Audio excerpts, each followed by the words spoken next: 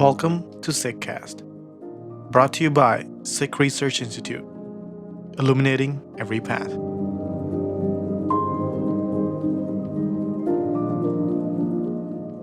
This episode of the SikhCast is from a live conference titled Guru Teghbahadar Sahib, the Benevolent Warrior, that originally took place on Saturday, March 27th, 2021. Guru Teghbahadar Sahib's compositions primarily focus on strengthening individuals, thereby enabling them to experience their fullest human potential while living in this world. Follow along with Inni Kaur as she shares her understanding and learnings from three of the Guru's compositions.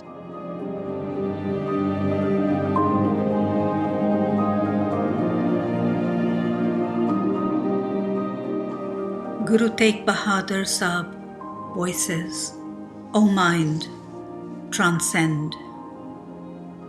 It is the 400th Prakash Purab anniversary of Guru Teghbahadar Sahib. I need to mark this momentous occasion, knowing fully well that I will not be on planet Earth for the 450th celebration. Therefore, I tried to study the Sabads of the Guru and internalize them. Guru Teghbahadar Sahib's Sabads, though slender in volume, blaze intensely. The Sabads are concise, requiring little adornment. The Guru applies a simple poetic structure to convey the message, which is both direct and immediate. The thrust of the Guru's Shabad is neither mystical nor metaphysical. They are persistently principled. The Shabads focus on releasing one from bondage to oneself and connecting oneself to the mission of discovering one's integrity. This is done by pulling oneself out from the fragmented universe of one's fears and linking oneself from within to a nobler purpose. For only when one is so connected can one discover one's humanity and attain the fullest human stature. The Shabads present well-defined choices. The choice between a purposeful living and an animal existence, between moral courage and individual pursuit, between bondage to aging, disease, and death, and freedom from these bondages. Each Shabad of Guru Teghbahadar Sahib has a distinctive invocation style and mostly begins with votaries, mother, or O my mind. This form of invocation gives the Shabad a melancholic resonance. These lyrical outpourings are of a Guru in bliss.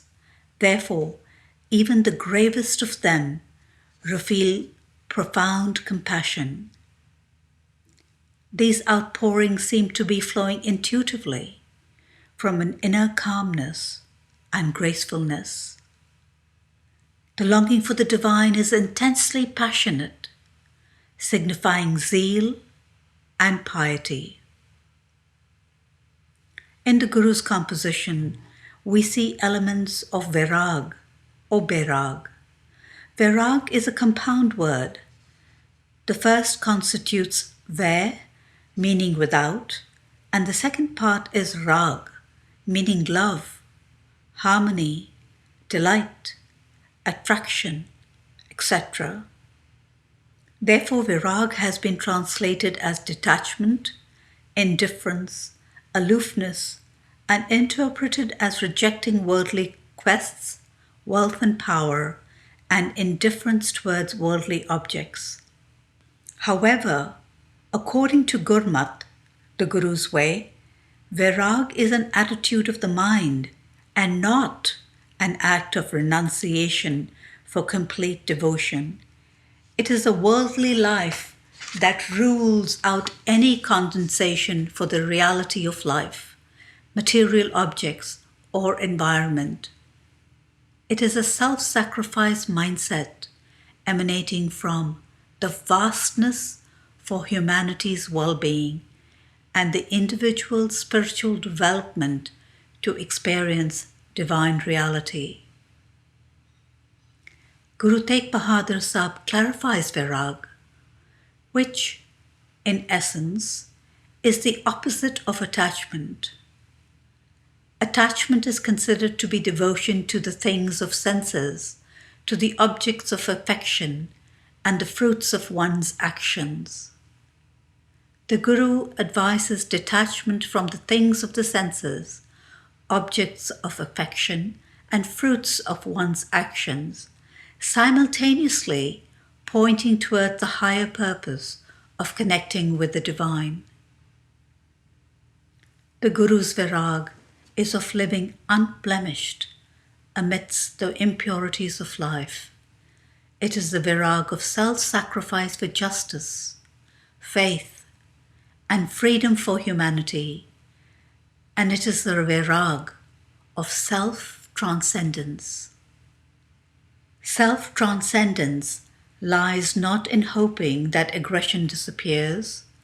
It lies in the determination to overlook and rise above it. The Guru emphasizes that self-transcendence be the unwavering quest of the being. Virag is fundamental to Sikhi. Therefore, one needs to understand this emotion's profoundness. Before the state of Virag is the state of Birha. Birha is when one senses a separation. When this separation becomes unbearable, the yearning for a meeting intensifies. In this meeting, one is prepared to do anything and everything to meet one's love. This intense yearning and the readiness to do what it takes to meet is the state of Virag. I found myself drifting. Therefore, I chose to focus on Guru Teghbahadar Sahib's 3 Sabads in Rag Devgandhari. Scholarly work on this rag is pending. We currently know that Devgandhari is a rare ancient North Indian rag and forms part of the Guru Granth Sahib. It is the 9th rag in the 31 rag series that is part of the Guru Granth Sahib composition.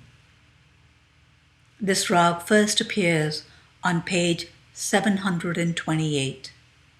There are 47 Sabads composed in this rag, of which Guru Arjan Sahib composed 38, Guru Ramdas Sahib composed 6, and Guru Teghbahadar Sahib composed 3. Rag Devgandhari has a softness and is sung in rich curves and with a slow tempo in the morning.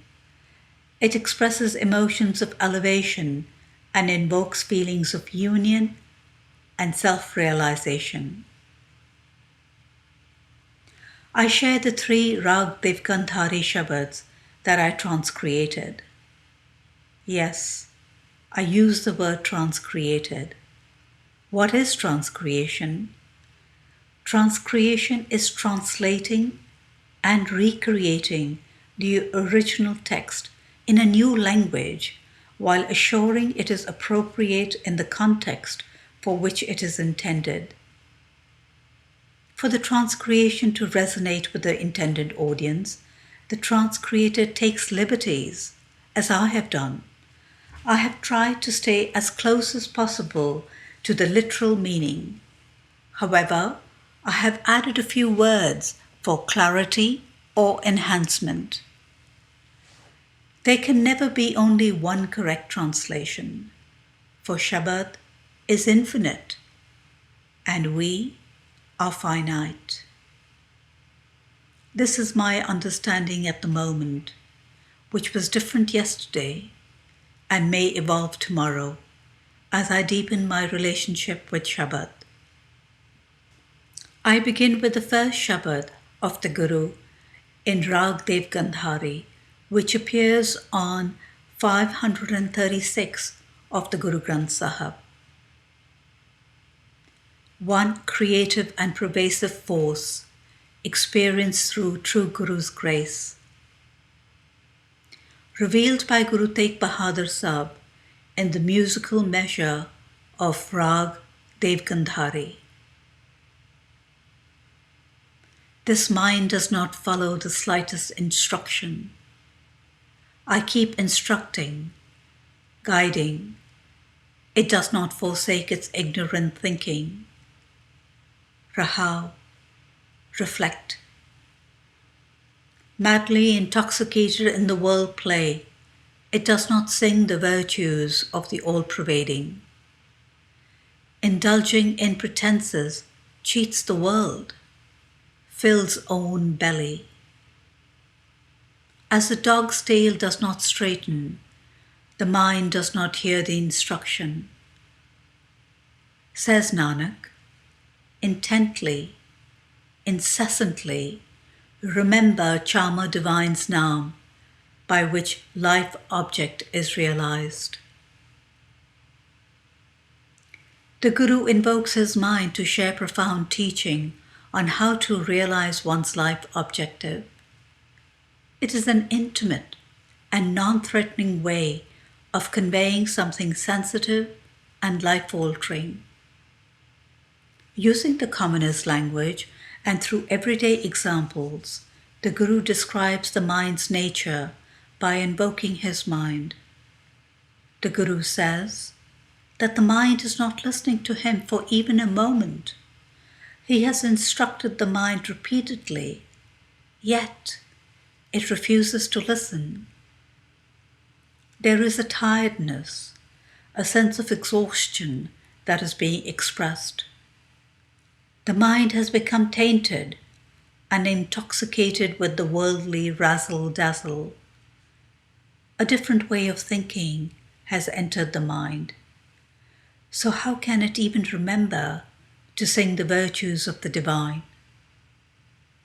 Deception has also entered, and the mind is absorbed in devious ways to increase its worth. The Guru then equates the mind to the dog's tail that does not straighten, implying, how can the mind listen intently to anything? In the last line, the Guru instructs the mind in no uncertain terms. The mind needs to intentionally and willfully remember the virtues, the attributes of the Charmer Divine to obtain the real life objective. In this Shabad, the condition of the mind is laid out. One can give it all kinds of instructions, but it's not going to change. The intoxication of illusion is so enticing that the mind has embraced this habit and has hardened. The way to break the pattern and change the mind is by consciously remembering the divine virtues, the divine qualities.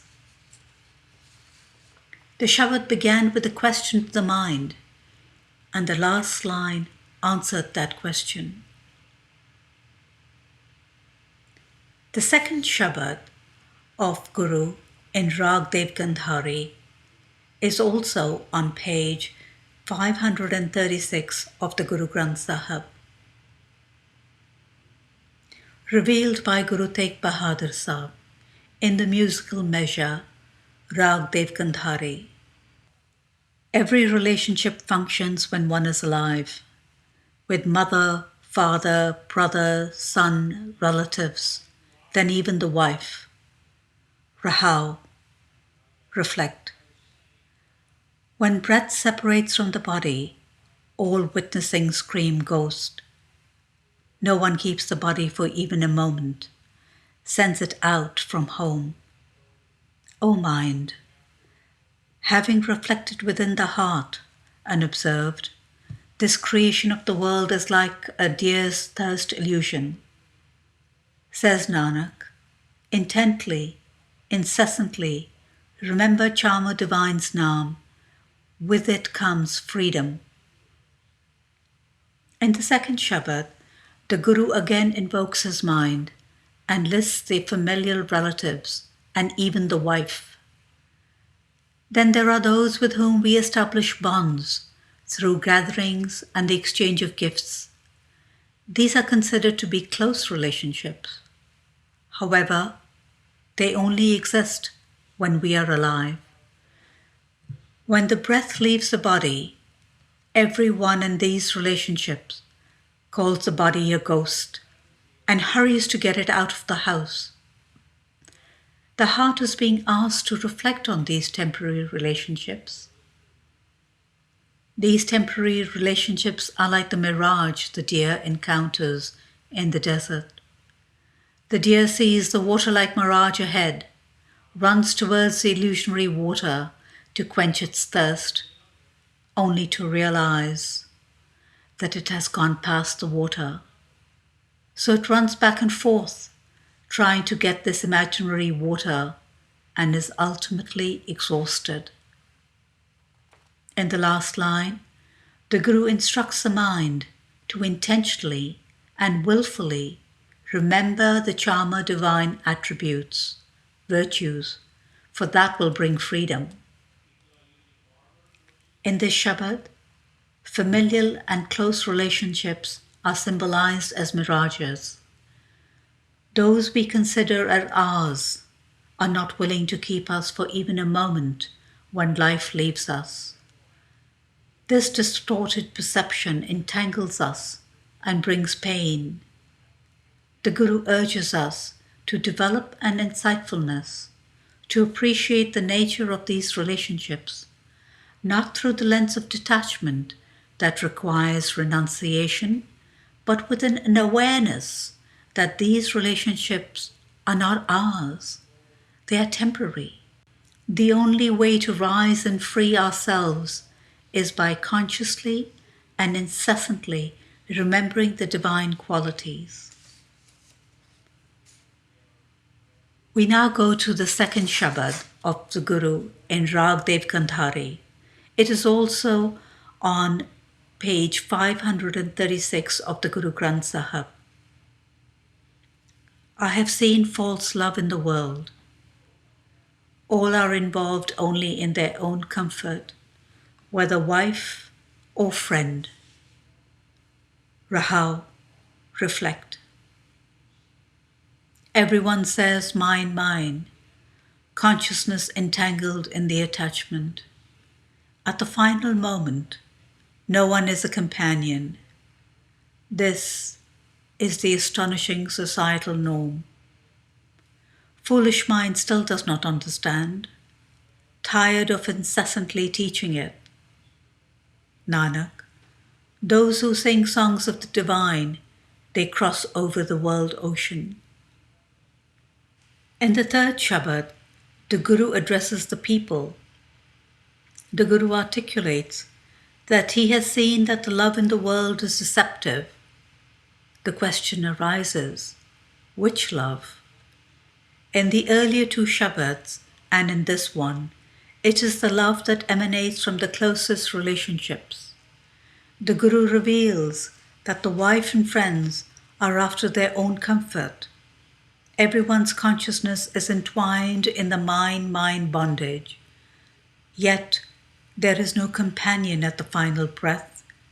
And this is the astonishing model of society. The Guru further states that in spite of the mind being taught this repeatedly, the ignorant mind does not understand this norm. And in the last line, the Guru declares that the one who sings the divine songs frees oneself and lives a realized life. In this Shabad, love, attachment, bondage, and freedom are striking. The intoxication of this illusionary love is ingrained and blinding. How do we overcome this habitual intoxication? The answer is there. It is through singing the songs of the divine, a conscious and physical action. When we sing, we remember, we understand, we identify with divine virtues. When this deliberate action becomes a part of our journey, it weakens habitual intoxication, and gradually one begins one's journey towards living a realized life. These 3 Shabads reveal the reason why the mind refuses to listen in, recognizing its life objective. They also reveal the way the mind can transcend and recognize its life objective.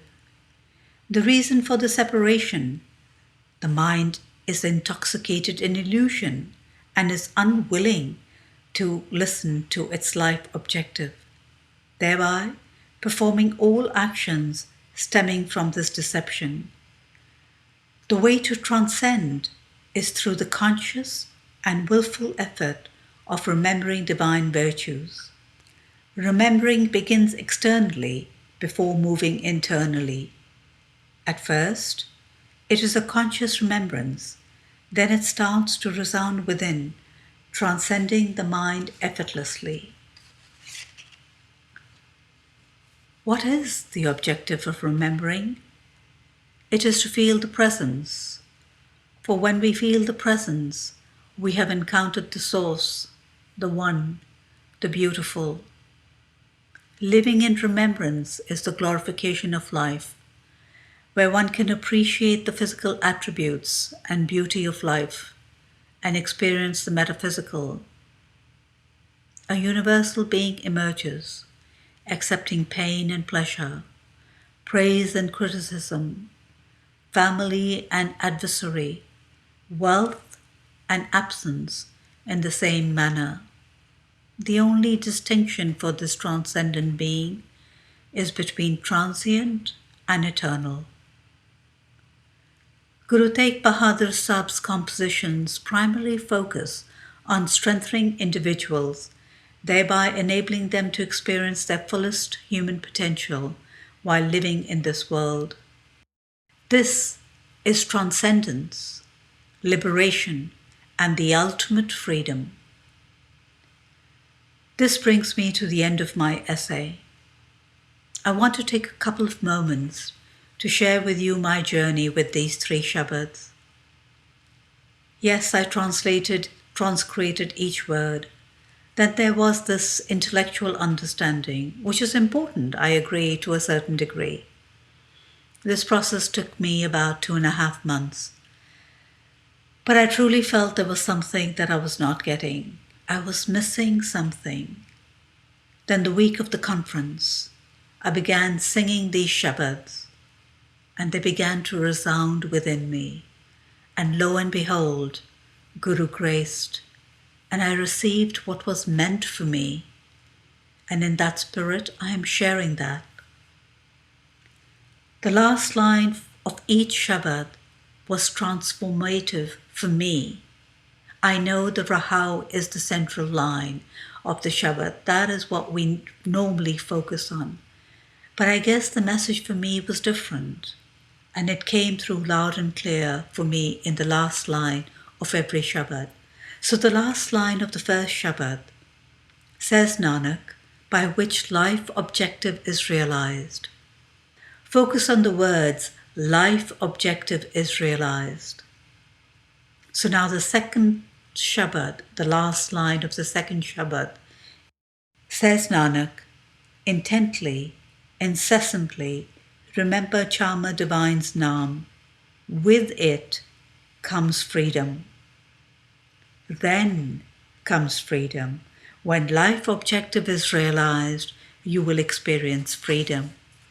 The last line of the third Shabad is, Nanak, those who sing songs of the divine, they cross over the world ocean.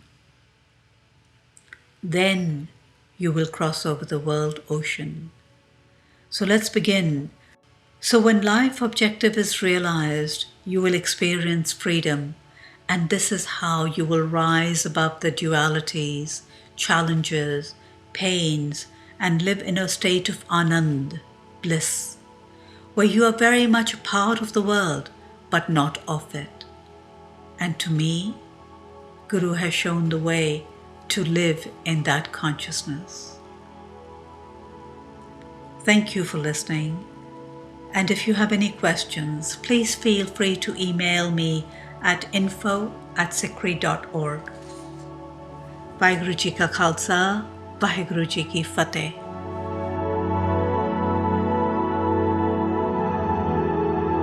You were listening to SikhCast by Sikh Research Institute, illuminating every path.